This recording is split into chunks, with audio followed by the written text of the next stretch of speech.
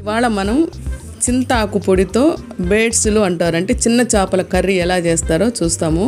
ఇది ఇప్పటికీ పల్లెటూరులో చేస్తూ ఉంటారు. ఇది చింతాకు పొడి అనమాట.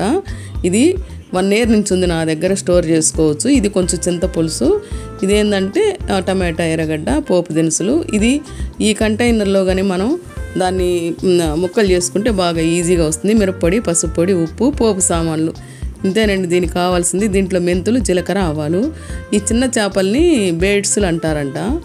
అది డైరెక్ట్గా తినేవచ్చు, ముళ్ళులు గిల్లులు అనేది మనం ఏం లేదు, డైరెక్ట్గా చేప తినేవచ్చు అనమాట. చిన్న చిన్న చేపలు ఇవి.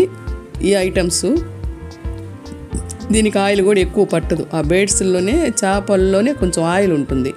ఇప్పుడు స్టవ్ మీద పెట్టుకొని ఆవాలు, మినపప్పు, జీలకర్ర, మెంతులు ఇవన్నీ మనం వేయించుకోవాలి. కొంచెం దోరగా వేయించుకోవాలన్నమాట. చిట్టపట అనే వరకు వేయించుకున్న తర్వాత ఒక మంచి స్మెల్ వస్తుందన్నమాట. ఇప్పుడు మనం టమాటా, ఎర్రగడ్డ దాంట్లో చేసుకున్నాం కదా క్రషర్లో, అది వేసేసి బాగా అది ఫ్రై చేసుకోవాలన్నమాట.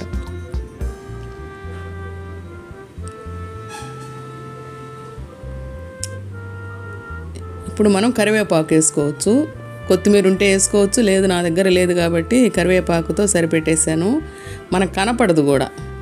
సో ఇప్పుడు మిరప్పొడి, పసుపు పొడి, ఉప్పు ఇది కూడా వేసి బాగా ఫ్రై చేసేసేయాలి.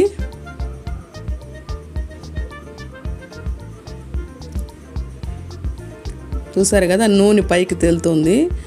ఇప్పుడు మనం చింతపండు జ్యూస్ ఉంది కదా, కొంచెం ఎక్కువ తీసుకోకూడదు, కొంచెం చేపలు కూడా కొంచెమే కాబట్టి కొంచెం చింతపండు జ్యూస్ వేసేసుకున్నాను. ఇది బాగా కలిపెట్టుకున్న తర్వాత ఇది ఆ నూనె బాగా తెల్లి పైకి వస్తుంది. ఇప్పుడు దీన్ని ఆ పులుసు కొంచెం బాగా ఉడకాలన్నమాట. ఆ మిరప్పొడి, పసుపొడి, ఉప్పు, టమాటా, ఎర్రగడ్డ ఇవన్నీ ఆ పులుసు బాగా ఉడికి కొంచెం చిక్కబడుతుంది.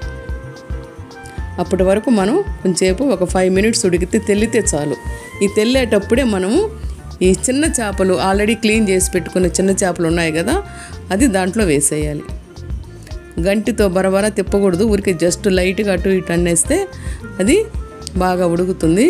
ఇప్పుడు మనం మూత పెట్టేద్దాం. చూసారా ఈ విధంగా ఉడుకుతూ ఉంటుంది చేపల పులుసు. చూడండి కొంచెం చిక్కబడింది కదా, చూసారు కదా చెక్కబడింది.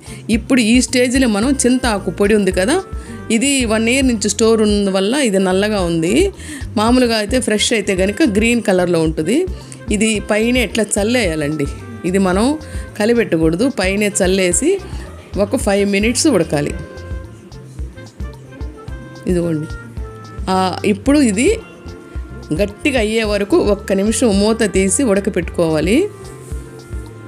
గట్టిగా అయిన తర్వాత ఇది మనకి 3 రోజులు ఈజీగా స్టాక్ ఉంటుందండి. తల్లికి అంటే పాలిచ్చే తల్లులకు సూపర్ డైట్ అండి ఇది. పాలు బాగా పడతాయన్నమాట వాళ్ళకి. పల్లెల్లో ఎప్పటికి కూడా రోజు ఇదే చేసి పెడతారు. చింత పొడితో చేసినవి 2-3 రోజులు పెడతారు.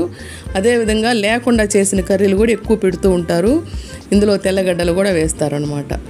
ఇది భలే మంచి పోషక విలువలు ఉంటాయి ఇందులో.